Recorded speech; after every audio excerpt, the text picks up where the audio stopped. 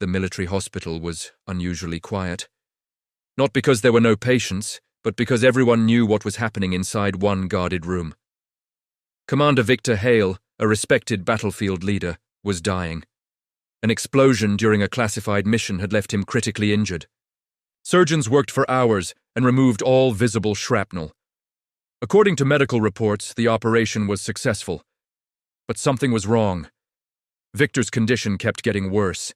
His breathing became shallow. His heartbeat weakened. No medicine seemed to work. Doctors stared at the monitors in confusion. "This shouldn't be happening," one of them said. "His injuries are under control." Suddenly, Victor's eyes opened slightly. The room froze. The doctor leaned closer. "Commander, can you hear me?" With great effort, Victor whispered, "Get me the nurse." They fired. Silence filled the room. The doctor frowned.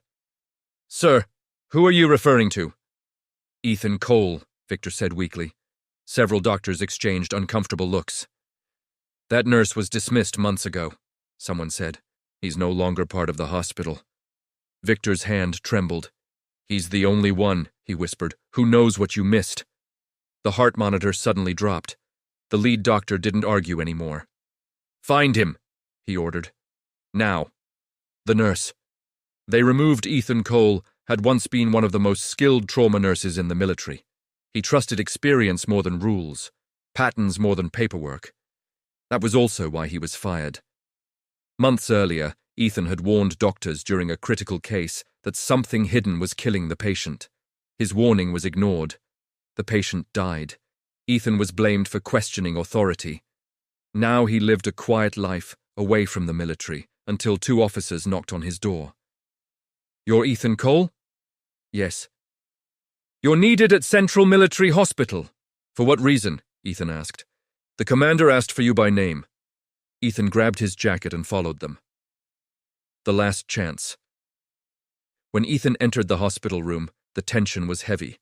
Victor lay pale and barely conscious. Ethan studied the monitors carefully, then he saw it, a pattern no one else noticed. "This isn't normal trauma," Ethan said firmly. "There's a synthetic toxin in his bloodstream. It's shutting his organs down." "That treatment isn't approved," the lead surgeon said.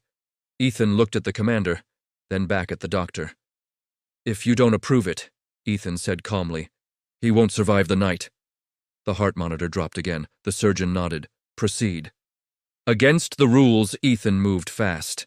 He changed the IV mixture, adjusted oxygen levels, administered a rare counteragent. Minutes passed. Then, "Heart rate stabilizing," a doctor whispered. Color slowly returned to Victor's face. After an hour, his breathing became steady. Commander Victor Hale survived. The aftermath. Later that night, Victor spoke privately with a senior officer. "Reinstate Ethan Cole," Victor ordered. "He saved my life." 2 weeks later, Ethan returned to the hospital, not as a dismissed nurse, but as a trusted specialist. From that day on, whenever a case made no sense, people would say, "Get Ethan. He sees what others don't."